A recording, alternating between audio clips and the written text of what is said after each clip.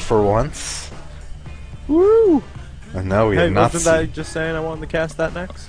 Ah, you were. I'm like a wizard, man.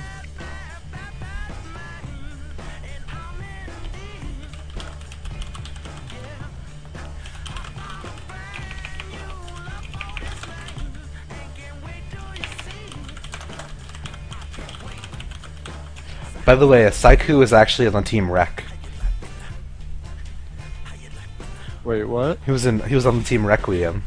Oh, nice. So he was, at least. They removed him for being inactive.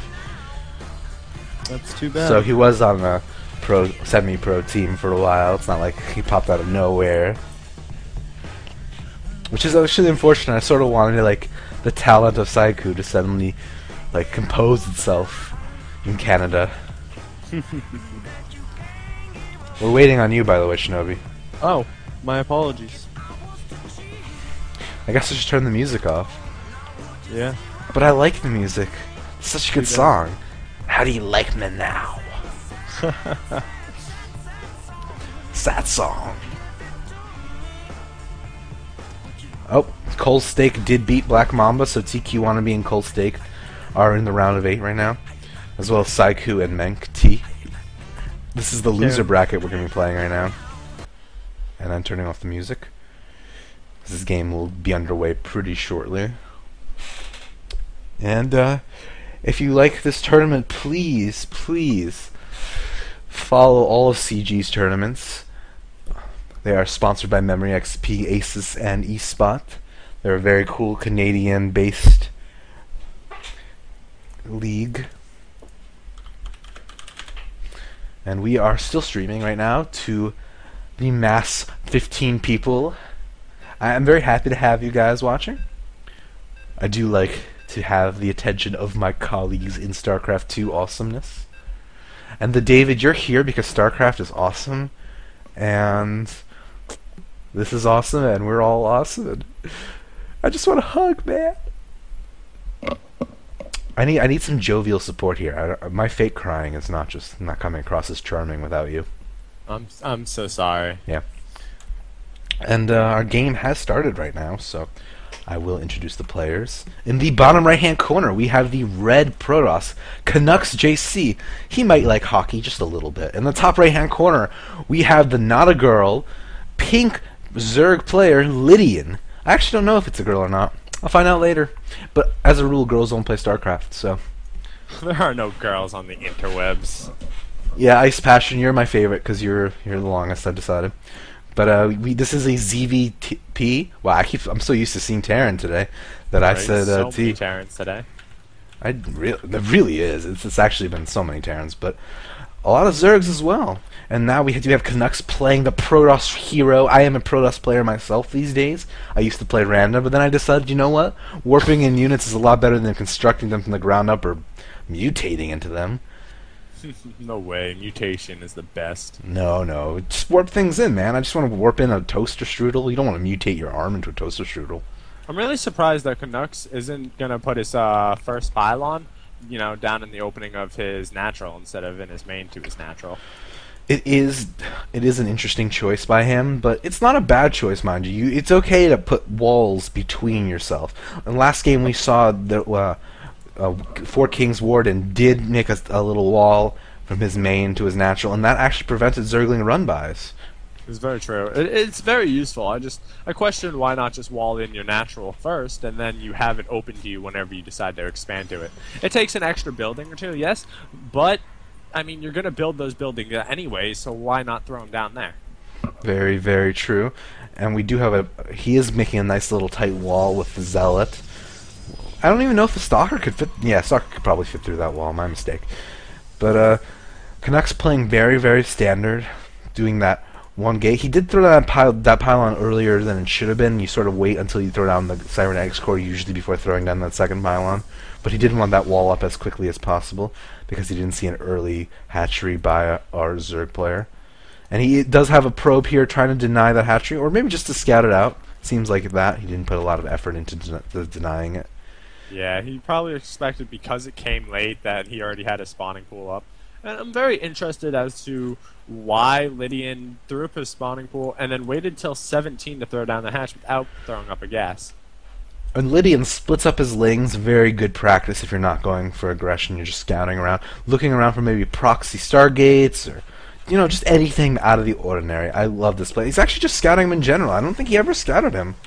Nah, I didn't. No, he didn't. So this was just a method of scouting him. I assume that there would have been some sort of drone scout early on, but I guess there was not. It was not to be.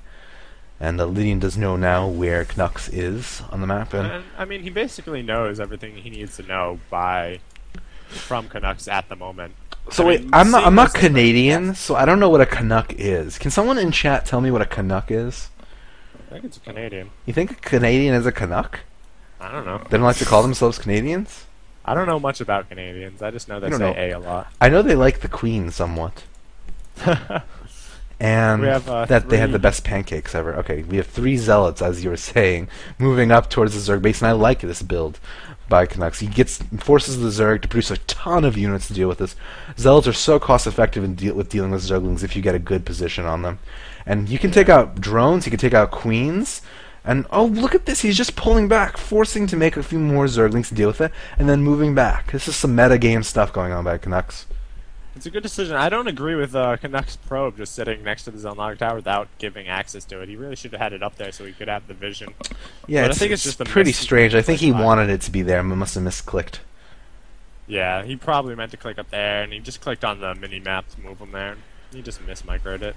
And right now we do have 3 gates down for Canucks. So this looks like a 3-gate expand build, maybe even a 3-gate Stargate. Did my voice just crack again? A little bit. Wow, Lydian has actually went for the he's actually playing the Spanish build, went no gas until about 40, and then threw them all down. No spine crawler, so he's a little bit more economy based. So you were right, by the way. Canucks is a slang way to say Canadian. Oh, cool. And it's also, of course, a hockey team, which I am aware of. Because I'm not a big hockey fan, but I do like hockey. Oh my god, it happened again. But I do like hockey. So excited about StarCraft. I know, it's weird. I'm like 14 again. 14 in my 20s. And we do have 2 spine crawlers morphing as we speak. Good decision, I think. It's very difficult to defend a Protoss timing push without them. And I think what he should have done was moved his creep out and then throw him down on this little ramp here and make a little wall up with his spine crawlers and then grab his third base so that it's a lot harder to move up that and there's only one way to move in. The issue with that is if you make it like a full-out wall off, you can actually go around this little canyon over here and sort of just slip into the natural. So there are upsides and downsides to building positions, and that's true with everything, actually. Well, that's why I meant just like throw it there. Don't even make it a full wall off. Just a little strong wall off. Grab your third, and then put your units over there on that other one, and just have your creep expanding through everything. That's one thing I'm seeing Lydian's not doing. He's not spreading his creep at all, and that's going to really harm him in the late game. Very, very true. But he is using his overlords to spread his creep, which is actually an interesting decision. Not many players choose to do that. But I really like it. I like making those overlord highways with creep all the way down to their base and then moving them out when it fails. I mean, it's a little dangerous, but I think overlord creep spread is underutilized. Creep tumors are strong, but they're very slow to get the job done, to spread out. Well, that's why it's kind of an over time process. If you started early, it's really not too big of a deal because it'll be down halfway through the map before you pick third up. And Lydian is moving a large group of Zerglings down, probably just peeking in to see what the Protoss player has in store. He does see that natural expansion being saturated, so he does know this. It's 2 base to 2 base, and he's building a spire right now. And this is such an interesting move by Lydian. Mutalisks are very good against Protoss. That's just an understatement. Mutalisks are amazing against Protoss, but completely underutilized. Protoss can't always have that huge stalker count necessary to deal with it, and they don't always have the mobility of Blink to deal with it. They really want to move towards that either heavy gateway or Colossus builds that are so powerful and so destructive in the late game. And it doesn't really support dealing with Mutalisks, really. Yeah, Mutalisks are a hard counter against a lot of Protoss. 12 mutas being built right now. That is so many mutas off the bat. He still has a lot of minerals left. He really needs to expand right now. Yeah, he needs to expand or make a macro hatch or something. And building more spine crawlers. I don't know if I agree with that decision to throw all his minerals into spine crawlers. He really needs to get that third base up, but I think he's going for a 2 base all-in, sort of. Yeah, something like that. And he does not have. There's no way that Canucks has the stalker power to deal with all these mutas and lings. And Especially since he's moving in for the attack right now. And with all these spine crawlers, he's going to be able to hold this off pretty well. now, if you're new to the game, you might be saying, "Losefest, sentries can hit air, can't they? Why won't the sentries help that much?" The thing is, sentries don't do enough DPS quick enough, and although mutas don't have that much HP, they just have just enough health to make sentries just not be too useful against them. I mean, in a large clump, sentries can do well, but this with all these the Zerglings taking its fire, these mutas can do their full amount of damage. And the mutas did go into the main and killed actually all of those probes right there. Wow, I missed that. And this attack going in did a lot of damage because those mutas were not there. And now 20 more Zerglings on the way. There is a small window where Canucks can do a little damage to the economy before those mutas get there, but it's not a big window. Those mutas are already on their way. Only 3 stalkers. The Queen doing a good job taking those hits. The Zerglings pop out, and Canucks is in a horrible position right now.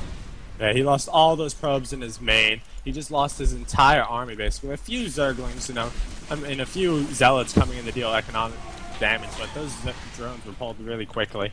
Now he is throwing up his third base finally, and he's going to be in such a great position with those mutas to take out a lot of the opponent's stuff. He should use those Zerglings to wipe out those 2 forward pylons, and then use his mutas just to continue to do economic damage. I don't think he needs to do anything but move his mutas 1A into the base, and GG, he kills all those workers. There's just nothing to stop a powerful force by Lydian, and wow, we just saw the power of Zerg Air in action right now. Yeah, there was a lot of mutas there. Once they get clumped up like that, if you could just build 12 mutalisks all in one drop, you're pretty much set. Once your numbers get up that high, it's really hard to deal with them, especially with such a small stalker force.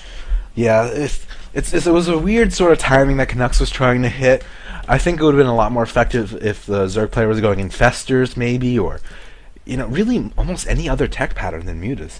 Because sentries, although they're so strong, that whole force field power ability that they have that makes them such a difficult force to deal with, it's just completely annihilated by mutalisks.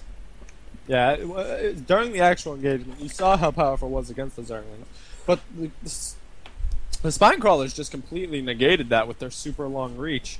And then the mutas in his base was, if they were at his base instead of the opponent's base, that army would have just got wiped out really quickly.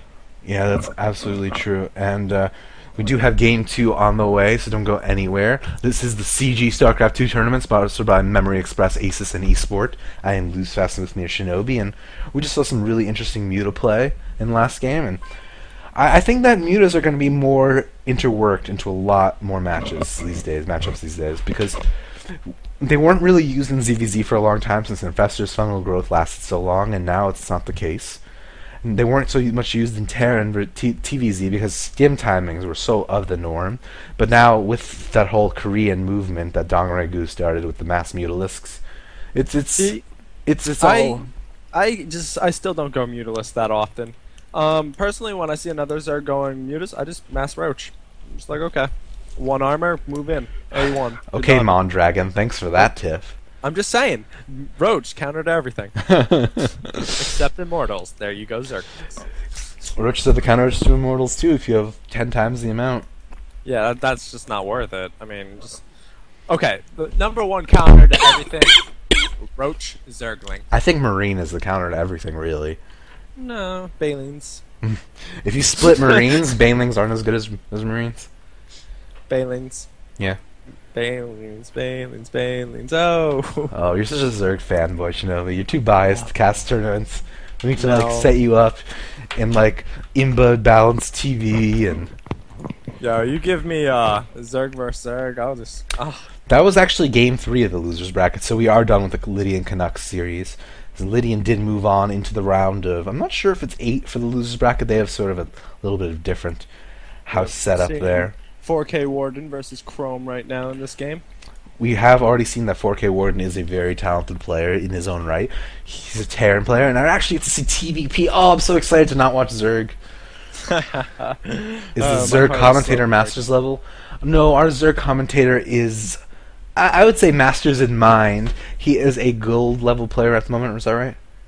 Yeah, I'm currently a gold level player because I don't play that much, but I I'm master's level in knowledge. Very astute of you. I And myself am Or a APM, rather. I'm a high diamond